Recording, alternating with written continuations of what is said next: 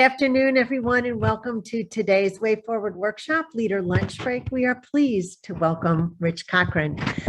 Rich Cochran's life calling is to preserve, protect, and restore our lands and open spaces. From a degree in English and economics, his passion took root as the single and first employee at the Cochran River Land Conservancy in the mid-1990s.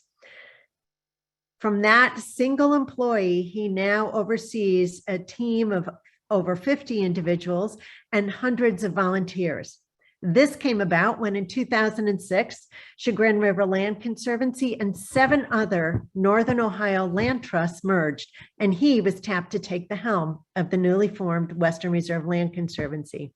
His work impacts 18 counties, including natural lands, working farms, and healthy cities, and he counts more than 800 conservation transactions in his accomplishments. His work has elevated the need to preserve lands throughout our Northeast Ohio community. In April, at the 50th anniversary of Arbor Day, he stood behind Justin Bibb planting trees in Kinsman. He's preserved a historic hillside in Chagrin Falls and a large park in Portage County. Most recently, his work has been laser focused on urban conservation and restoration through the lens of diversity, equity, and justice, and he will be speaking on this topic at the National Land Conservation Conference in September. You may also be interested in his TED Talk on thriving cities and trees, where he clearly makes the case of the importance for tree canopy density in creating healthy communities. He's been recognized as in Marquee Who's Who. He's a recipient of the Hiram College's Garfield Society Award. He's trustee and board chair of the Natural Areas Land Conservancy and board of Healing Our Waters. And he's a proud alum of Leadership Cleveland. Rich, thank you for joining us today. Thank you so much. Very grateful for that warm and generous introduction. Just want to make sure everybody can hear me okay. Give me a thumbs up. Okay, great. I'm going to dive into it. As those of you who know me well know that 15 minutes is a tight time frame. So I'm going to dive into this and rush through a little bit of it, but we'll have plenty of time for Q&A if I rush too much. Western Reserve Land Conservancy is one of the largest conservation organizations in America now. We operate in very rural areas, which is kind of in the center of the picture here, also traditional exurban natural areas, and also now increasingly in cities, especially in the city of Cleveland. Our footprint is what you might think of as the Cleveland Browns fan base footprint. It's actually now up to about 30 counties in Northern Ohio, Eastern Ohio, and even slipping into Southeastern Ohio now. And as Marianne mentioned, we've preserved more than 800 properties totaling more than 70,000 acres. And to put that into context, all of the national park and all of Cleveland Metro Parks are about 50,000. So we've really been able to move the needle at the regional scale and increase that in a meaningful way from those two venerable park systems. The natural areas work, I'm not going to talk about much today. This is what we've done for 30 years now and continue to do quite a bit of. As part of that work, I think something that most people don't understand is we've actually created 190 public parks and preserves, almost all of which are owned by park districts, municipalities, and various governmental bodies. We own and operate fewer than 10 of them ourselves because frankly, we don't want to compete with our partners. But we're very proud of this work, and there's a place on our webpage where you can go find all 190 of these on an interactive story map. In addition to the conservation work, we do an awful lot of restoration work. So this is a former sand and gravel mine in Newberry, which we bought out of bankruptcy. And from this unbelievable stain on our earth, we have now created this incredible park called Blue Heron Preserve. I encourage all of you to visit it. It's opening right now. It's really a special place, and to go from this to this is one of the most amazing experiences I've ever seen. We also increasingly do a lot of education and outreach with adults and children. We have now dozens of events and programs every year, probably 50 to 100 of them. So please go on our website to learn more about that. As Marianne mentioned, we also occasionally do historic preservation. This is the old Bancroft home in Chagrin, where we were able to preserve the old mansion, and it's now in preservationist hands, and create a public park just a few feet off of Main Street in the lower part of the property. I'm going to skip over the agricultural conservation work and just say that it's a huge part of the economy of Ohio, and we really do it through that lens. We try to keep these large rural farms in production so that they will always generate, they're kind of like a golden goose, generating food, generating profits, generating cultural and legacy kinds of values to our communities in the rural areas of Ohio. What I want to talk to you most about today is our urban work, and I see Tony Brancatelli's on the call. He has been from the very beginning one of our #1 partners on all of this work. And of course, with his good friend Jim Rokakis, has been at the forefront of this both locally and nationally. We originally got into this vacant and abandoned home work because of people like Tony and Jim and Gus Frangos encouraging us to partner with them. I'm very proud to say that as part of that work, we've now raised on behalf of Ohio's land banks, $950 million of mostly public funding. Not the vast majority, but the biggest chunk by far has gone into the city of Cleveland and Cuyahoga County of that $950 million. And our basic recipe from the beginning has been, let's identify things that are toxic to communities. Vacant and abandoned homes are one of the most toxic things that can be in a residential area.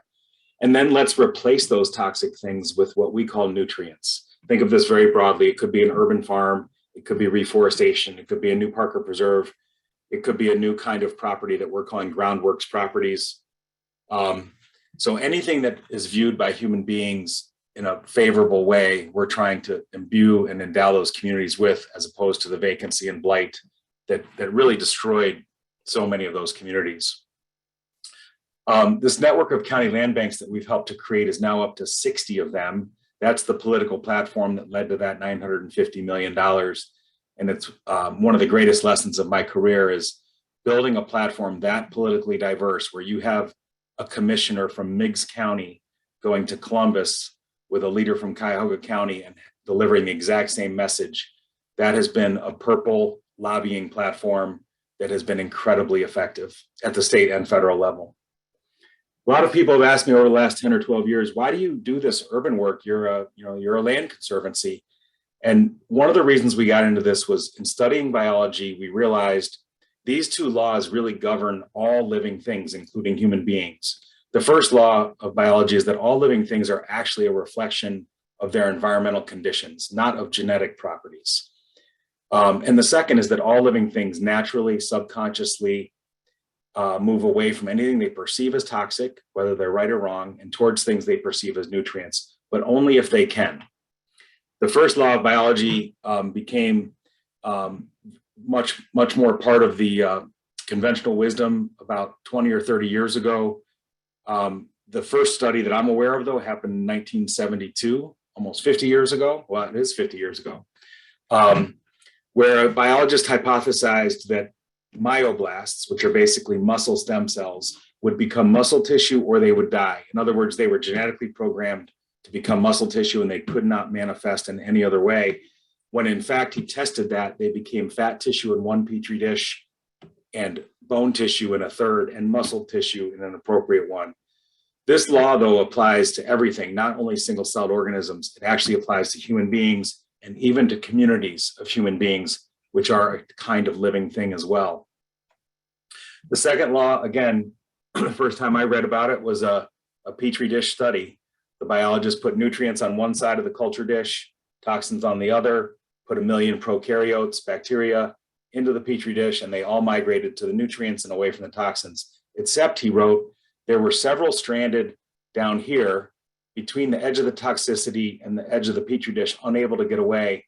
And he wrote they were kind of staggering around, trying to get away from the toxicity, but trapped by their circumstances. It reminded me so much of what's happened in Cuyahoga County since 1950 when I read that study. In 1950, we had 1 million people almost living in the city of Cleveland and about 1.4 million living in all of Cuyahoga County, most of which was still rural. Today, as you know, we have fewer than 380,000 people living in the city and fewer than 1.25 million living in the county, and yet we've urbanized the entire county other than the areas that were preserved really before 1950. And really what happened was we allowed the environmental conditions to deteriorate in our urban areas, and all living things that could moved away from that and towards things they perceived as nutrients, things like clean air and clean water, literally, or natural beauty. And what we really learned from all of the study of biology was summarized by a philosopher named Rene Dubos, who said, man shapes himself through the decisions that shape his environment, which is a lot packed into 9 words. What it really means is we are shaped by our environmental conditions, but among all living things, we are uniquely able to shape our environmental conditions if we just do it consciously and deliberately and constructively. Far too often, we ignore that feature of our communities. We ignore that feature of our own decisions as individuals, and certainly as communities of individuals. So we allow environmental conditions to not be supportive. It's not always wittingly, it's often just lack of understanding.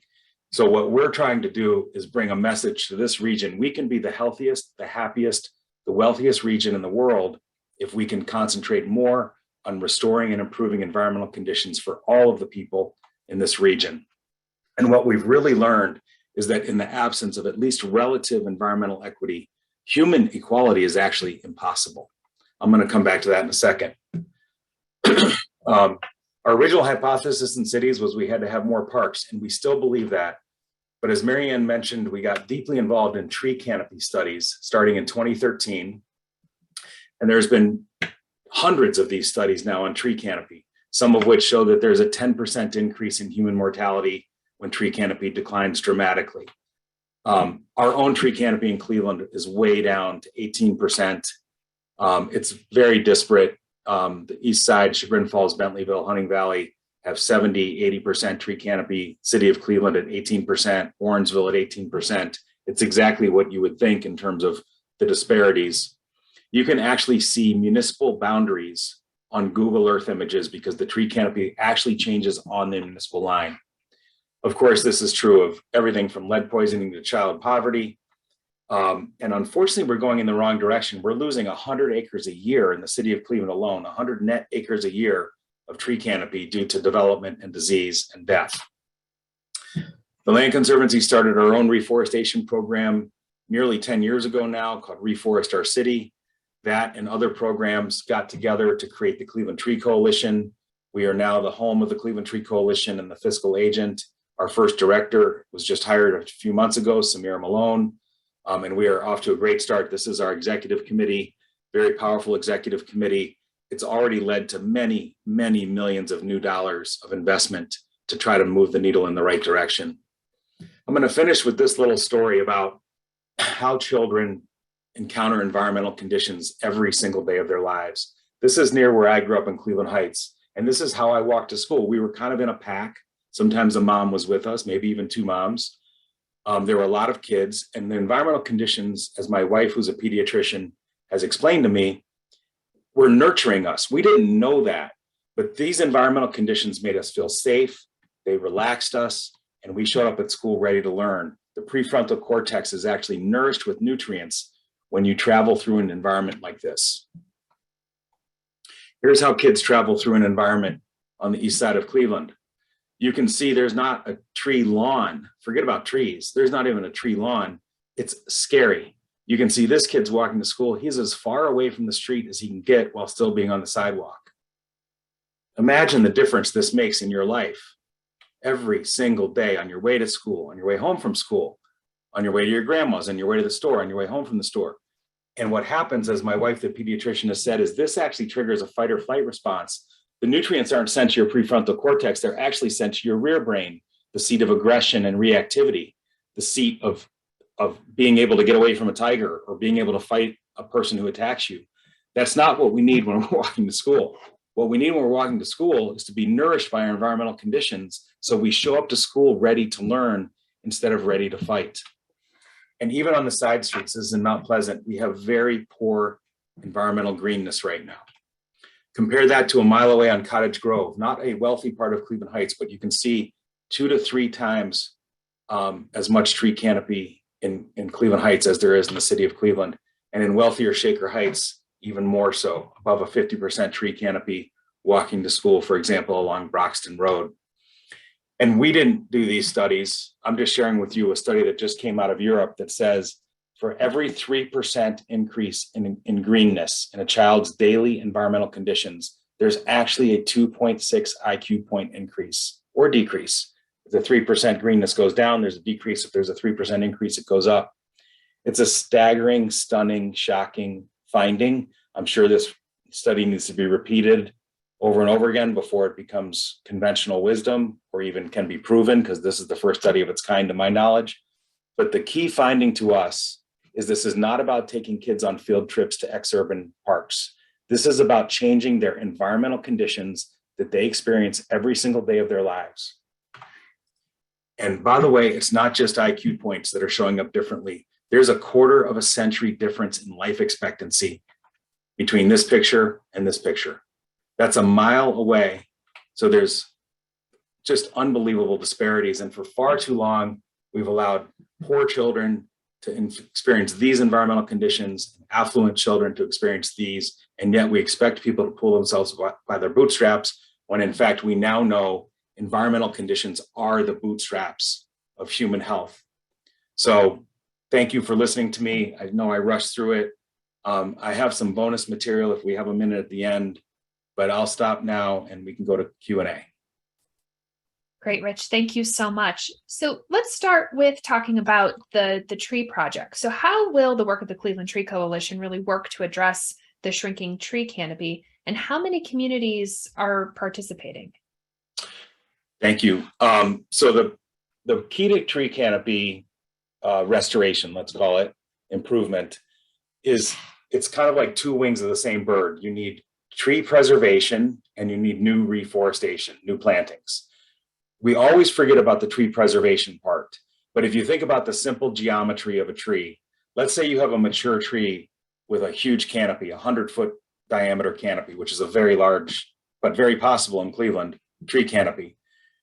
It would require planting hundreds of trees to equal that one canopy in a single year. And if that tree grows just 10% in 1 year, it's going to add a massive amount of square footage to the tree canopy versus planting 1 million little trees that maybe they will be of huge benefit 20 or 30 years from now.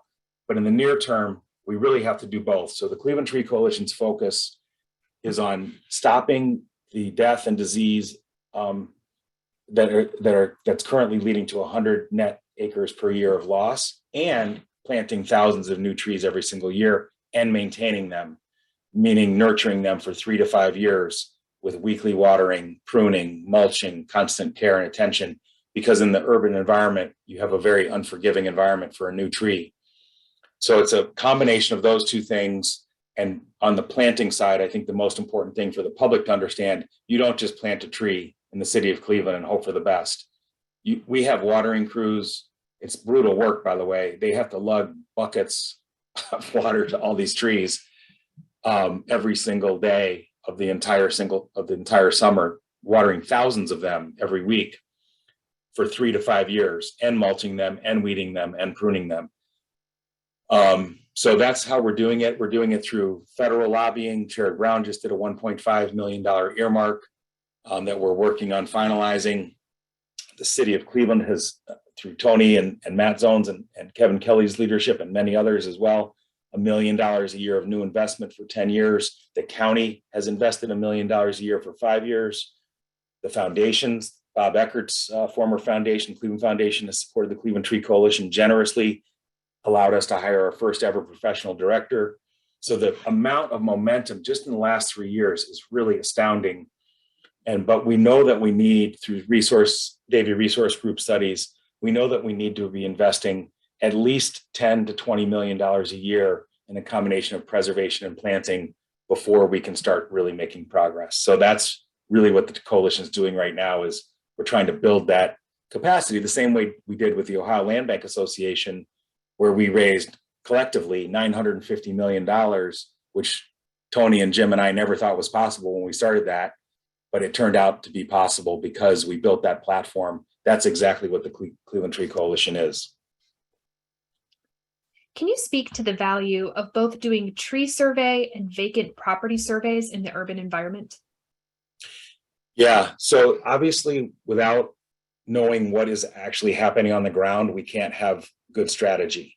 So Western Reserve Land Conservancy, the city of Cleveland, the county, and so many other partners, starting more than 10 years ago now, have done many, many studies on vacant and abandoned housing, and not only housing, but now more than commercial and industrial as well.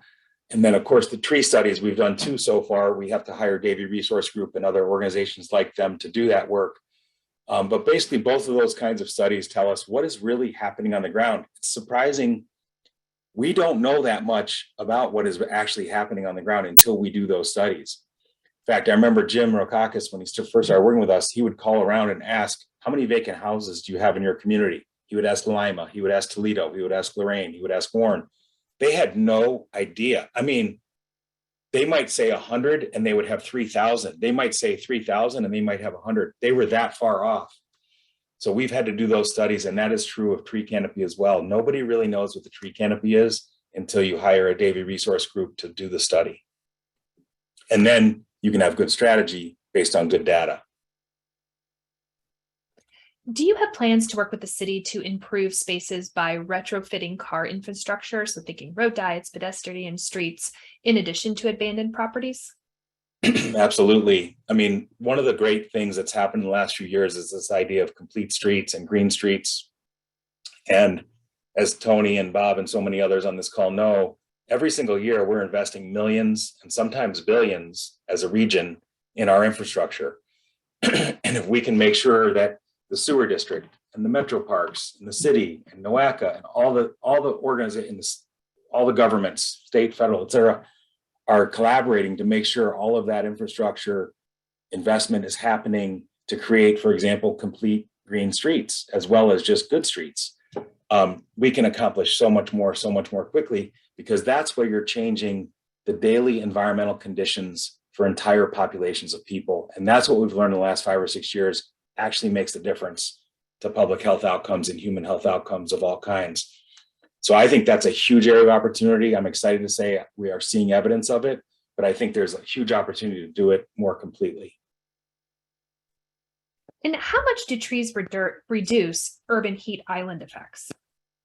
Massively, 10 to 20 degrees on average. So, and of course, there's a massive amount of, you just preempted my bonus round.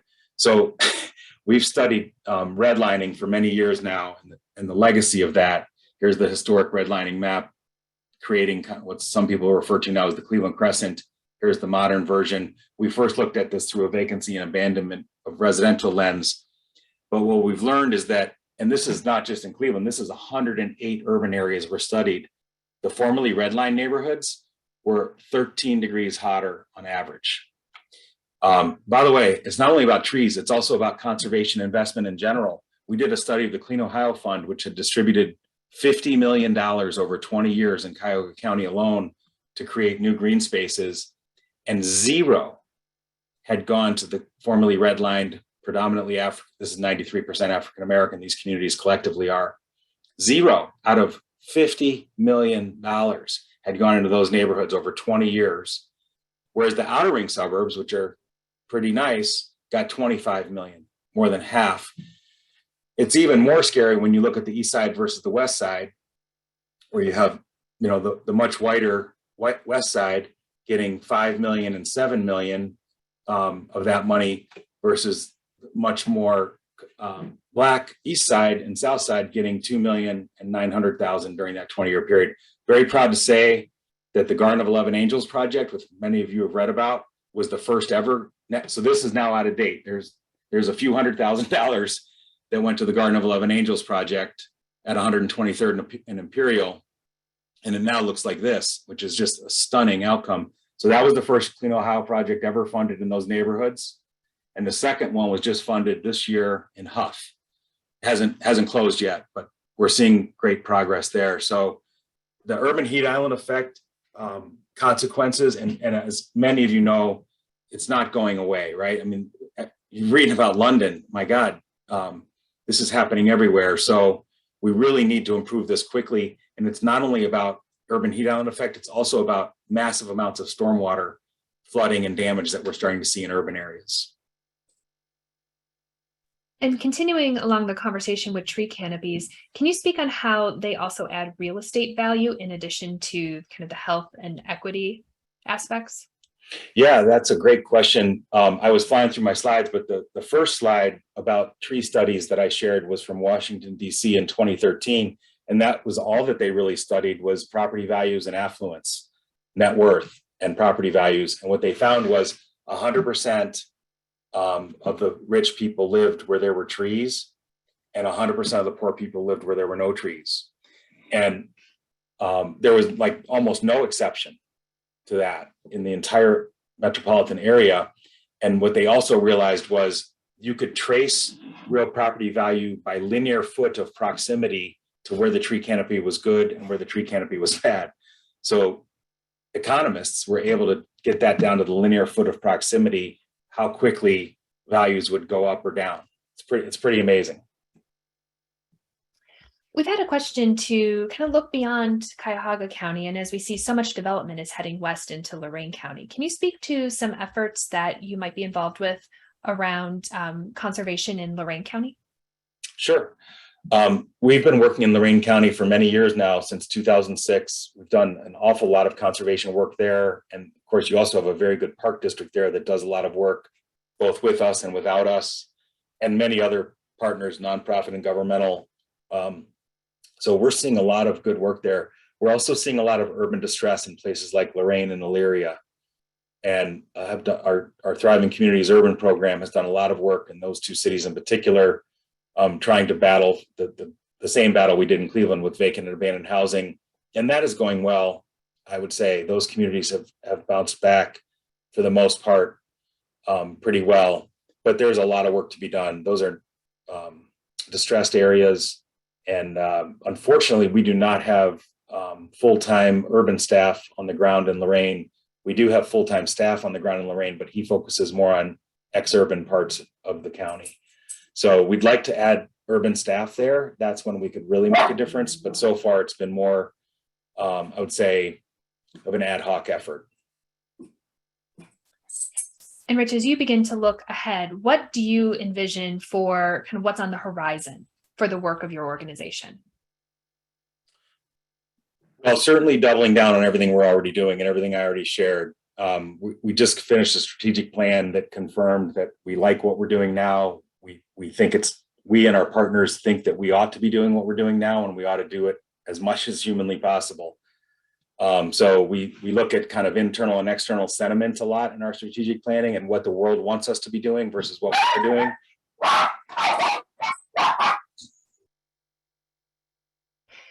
Sorry about that. So we are going to keep doing a lot of that. And then, hold on one second.